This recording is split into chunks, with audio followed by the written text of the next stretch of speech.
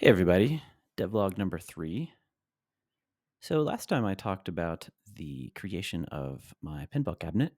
Since then, I have CNC cut the left and right sides, and I've gotten to the point of a dry fit.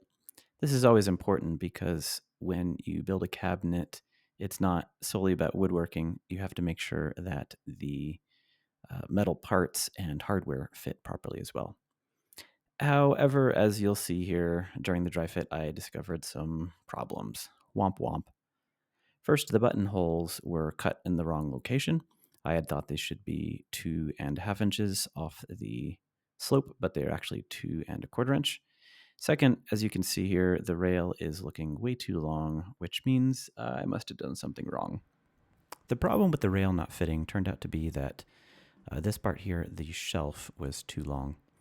So you can see I've corrected the CAD. It says 7 inches. It was incorrectly showing 9.25 inches before. The good news is that's incredibly easy to fix. I just needed to cut down this length here so that it was correct. And then once that had been cut, I needed to recut that angle, this particular angle right here, and everything was good. However, the buttonhole proved to be a little bit more of a challenge. So how do you fix a board that's already been cut?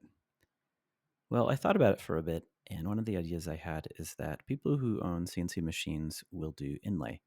And inlay basically works by cutting a very precise hole and then cutting a piece that fits that hole very precisely. So I figured because I knew exactly the size of the hole that I had incorrectly cut, what if I used the CNC to cut plugs and then I hammered those plugs in, glued them in place? Would it just act like one board? And the answer is yeah, it seems like it would. I was actually quite surprised and pleased with how this is almost invincible now with these lollipop rails on there. This worked out really well, and this is definitely a trick I'm going to use in the future. Excuse the messy shop, but at the time of recording, you can see here that I am gluing up the cabinet. What I still need to do is design and cut the floor, but otherwise, this is looking pretty good.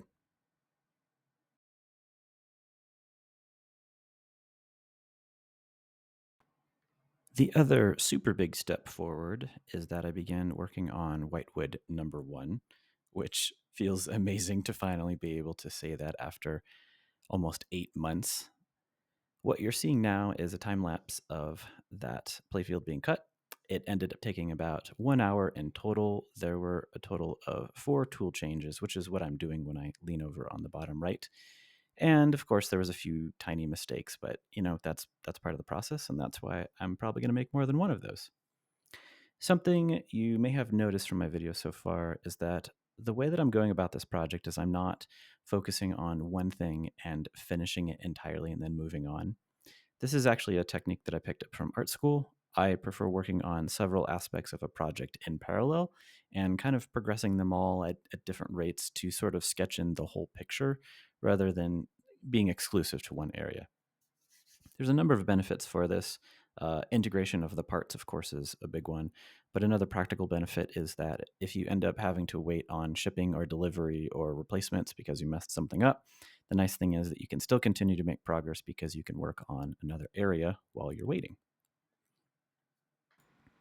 In regards to Whitewood 1, the way that I've divided this up is I'm thinking about it in 3 phases.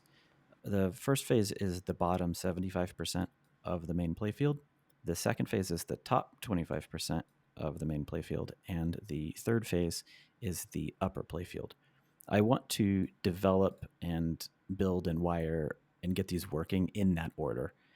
Even though I've spent a lot of time in CAD and VPX, I still have a lot of design questions about the upper 25%.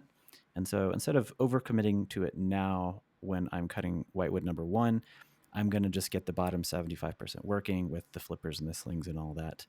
And really just kind of flip the ball around and see how it feels before I commit to what it's going to look like. And certainly before I put in a lot of time figuring out the wireforms and the returns in the upper playfield. With that, I jumped in with 2 feet and began assembly because, I cut a playfield, it looked good. This is all super cool, by the way. I'm elated to be at this point. I did encounter a couple of problems. The left slingshot is cut incorrectly. I'll fix that on the next one. And the flippers stick up almost a quarter of an inch off the playfield. I've got an idea for a fix there, but probably the biggest thing is the auto launcher and the trough. They touch each other. It turned out that the auto launcher that I'm using is about half an inch too wide compared to what I had modeled up in CAD. This is the only thing that I think I'm going to have to replace. All of the other mechs in turn seemed to fit. With that, it's on to wiring. I don't think I've previously mentioned, but I am using the fast pinball system, which I'll give you a little bit of a look at here.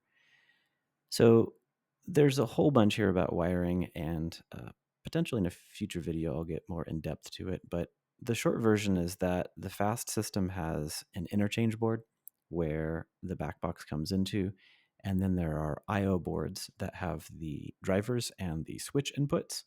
There's a third type of board, which is an expansion board, and that has outputs for things like lighting or servos. I'm not going to put any of those on the playfield just yet. I primarily want to focus on keeping things operational. There is a lot to learn here, and I am leaning very heavily on the fast documentation, but so far so good. And maybe in an upcoming video, I will actually have some working flippers. We'll see. Well, I'll just leave you with a little bit of a video overview here of the playfield, of what I've got. In an upcoming video, I can talk a little bit more about what the features are here and what's happening. I mentioned some of this in my design video, but for now, just enjoy seeing like, oh hey, a new pinball game is being born into the world. That's pretty cool. Until next time.